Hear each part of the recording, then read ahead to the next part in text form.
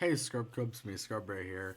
I just want to talk about Halo Infinite Season 3? Is that what we're on? Is it 3 or 4? It's 3. No, we're on Season 3. Season 2 is well, Season 3. Okay. I'm sorry. Pretty much every game has like a season now, and it's a little annoying. It's hard to keep track. Anyways, I wanted to talk about the new season. Well, quote unquote new. I've had more time to play with this season. I've been doing pretty much all my weeklies. I missed 1 week. As far as I know, I missed 1 week. I missed a capstone because I just didn't feel like getting it honestly. But I was really close. Anyways, I just want to keep talking about that because I want to give a little bit of little bit of my thoughts on it. Because of the more time I had to play it, I have come to a conclusion of I really like this season. I think this season of Halo Infinite has brought a lot more to the table. I like the big team battle maps. I've pretty much only been playing big team battle, and all I can really say towards that is I wish big team social was a permanent mode. Like a lot of modes, really good modes rotate out of the list a lot, like weekly. And I wonder if that's on purpose to like have rotational players. Like, oh, people don't like big team social, so we'll remove that this week and we'll throw in like I think it's ranked snipers now for the people that want to play snipers, like team snipers, but want the competitive side to it. So it's thrown ranked there. So it's more of a rotational thing they have, which is all right. I kind of wish it was permanent though, because that's more my speed. Just kind of playing the same things over and over and over and over again. Like with Halo Reach, if in MCC or just normal Reach, if SWAT slash Tactical Slayer, if you play Infinite, if SWAT was like a rotational mode, I probably wouldn't have played Reach as much, especially on MCC with mouse and keyboard. So it's a little disheartening to see Infinite take the route of rotational modes, and I don't know what it's for. I don't think any of us really know why they do that. We just kind of assume it's like a UI limitation instead of like a deliberate thing. If it's deliberate, it would make sense why it's a deliberate thing, because after a while it's kind of like, oh, we're really losing players because we have a certain thing, and so let's add the mode a lot of people like, so they get back for like a battle week. It's a really weird like curve. It's like waves basically. And if you look anywhere on like Twitter discourse about Halo, usually it's the Steam charts for Halo Infinite, how it's that wavy and all that. And I feel like that's just how it is in general for Halo Infinite. That's just how the player base is. That's how it is for like every game though. There's high points, low points, whatever. And it usually comes in waves. Huge like new update, there'd be like a spike in players for a couple days, and then slow down and it's like drop down to like the original was like before the update, and it's kind of got that wave to it. But I feel like with all that discourse, whatever, I feel like rotational playlists are nice, but it should be for it should be for like more party modes, like ranked should have its own section. So you clicked, so it's like, oh, do you want ranked, or do you want your competitive, or do you want your like you want your casual, whatever. You want your public games, your pubs, you want your comp. Social, I guess it'd be social and competitive. So you click on social, you get all these like, you have like your normal like 4v4, Fiesta, everything like that. And then you click on competitive, and then you get your ranked playlist. So like ranked doubles, ranked 4v4, ranked snipers, ranked FFA, everything like that. That is a complaint I have about this season. I sort of wish they would do something with it to change it a little bit, to make permanent modes, like just have more of a easier menu to navigate for ranked, because rank's kind of like all over the place. Same with like your social modes, are all over the place. So they should really try to like get those like listed, like boxed in, so it's very easy to find. So if I go on, if I want my social modes, I won't have to click social, like, click multiplayer and then scroll and like, oh, there's ranked, social, ranked. Here's the mode I want. It'll just be like, oh, there's ranked. I want to play ranked. I'm gonna play ranked. If I want to play you're casual, you want to play, you're social, you can play it.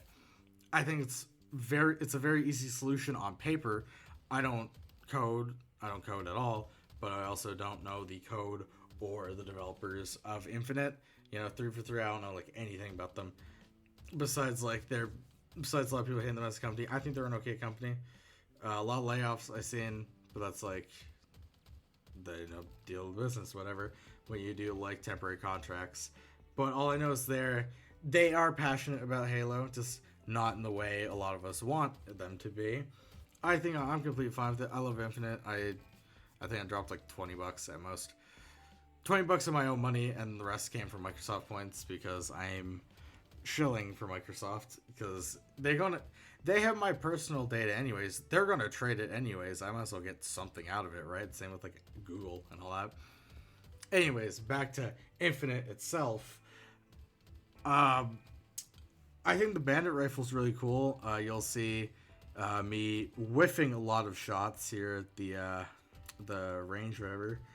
But I really like it. It's way better, in my opinion, way better than any other DMR in the series.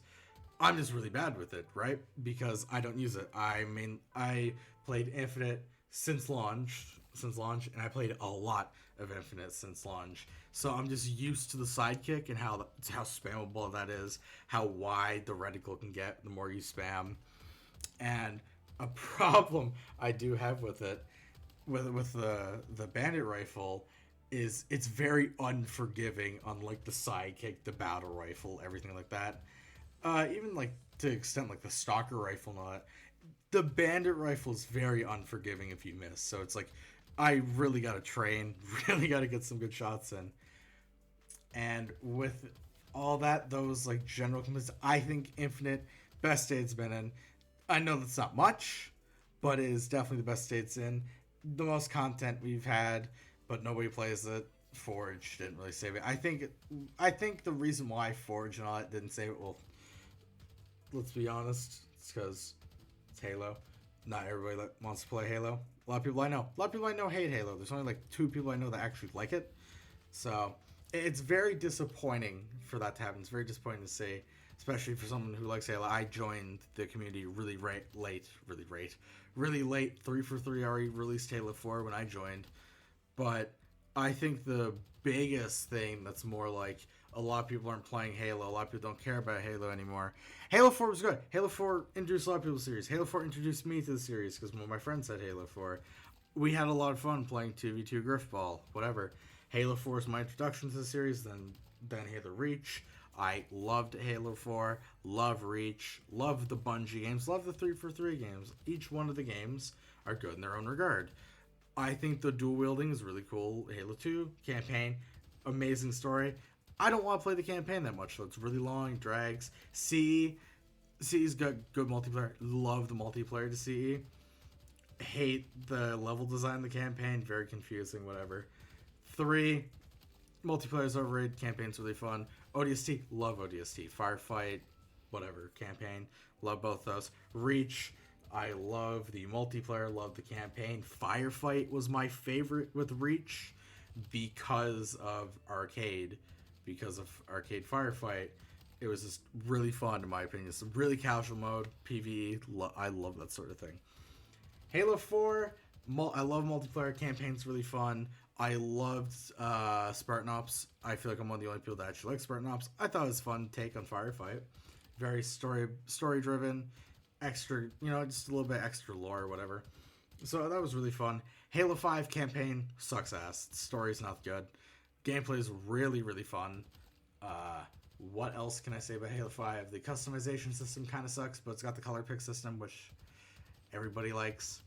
I like it too. Just I feel like if the coding system, if they released more at cheaper prices, I think everybody would love the coding system then, especially when it's like, oh, here's a color combination people really like. Here's a color combination people probably don't like, but it's there. Here's a combination with like extra patterns, everything. The coding system, a good system, genuinely a good system. But the problem is, they don't release that many good ones, in my opinion. They don't release that many good coatings, and they don't release them frequently enough for a good price. They're a little overpriced. I think we all agree that Infinite Shop is overpriced a little bit. Not as bad as it was at launch. They definitely changed it. It's nice to have that. But that's me rambling. I can rant about Infinite and had problems with Halo, whatever. I can rant about that in a different video. I should get back on topic. We're already really long. I'm going to go to the Battle Pass right now. I love the armor. I love the Fracture armor. Fracture armor, the Chimera. In my opinion, some of the most unique armor attachments because they use your visor color to color the item. I think that's really cool. I wish we had more items like that. A lot of the helmets suck for it. Helmets is really bad for it, in my opinion. I like the default one. And it reminds me of Locke's helmet. And I think Locke is a really cool helmet, so I really like that. The Mirage 2C, or the, what is it called? I forget the name of the armor originally. It's really cool. I have it in purple, as you saw. I really love it. I love that armor. I think it's really cool. It's a good piece of Halo history. SPI armor. Took me a bit. Sorry for blurting that out. But the SPI armor is a part of Halo's history, and it's a part of like the overarching lore, and people love that armor because there's so much mystery around it. And now that we know one of the characters we're following wore that armor before, it's so cool. Like, this pretty much this season of Halo Infinite was like, here's some really cool lore stuff for people who loved like all this, like all these different armors and all that. Here's the DMR back for the people that wanted that. We continue the story we left off of in season 2 with the beautiful cutscenes. Probably the best cutscenes in the entirety of Halo, besides like Halo 2 Anniversary or Wars 2. Like, they are amazing cutscenes. Probably my favorite in the entire series. And I'm a sucker for it. It uses your multiplayer armor. I love that. I loved Reach for that. I love the Halo Infinite multiplayer story for that. I just love seeing my custom character in cutscenes. I don't know what it is about it. It's kind of lethargic, you know, kind of self-centered, whatever. I just love it. And with that being said, we're running really long. When I'm recording this audio, I'm going to have to go record more gameplay of me at the firing range to actually cover the rest of this video. So, if you made it this far, thank you for sticking around. Sorry for kind of rambling a lot about Halo. I'll talk about that in a different video, my gripes with it. But if you want the definitive opinion of what I have on the new Infinite season, it is the best content-wise, map-wise. I love all the maps added this season. I love the Bandit rifle. I love the big team battle Bandit starts. So you have the AR and the Bandit. It's a little upsetting, though, when you have challenges to kill with the pistol and you only play big team battle. Kind of sucks, but besides that, we are having a good time. Love the Battle Pass. Battle Pass got some really good stuff. I love the armor effect that came with it, like the boot things. Or I love how that looks. I love the SPI armor, or the Mirage 2C, if you want to call it that. I love that. Love Chimera, because like the armor attachment's really cool. And I love what they're doing with the pins for the different parts of for the season. The different limited time events, like the Fracture one, whatever. I still have to order my Fracture pin.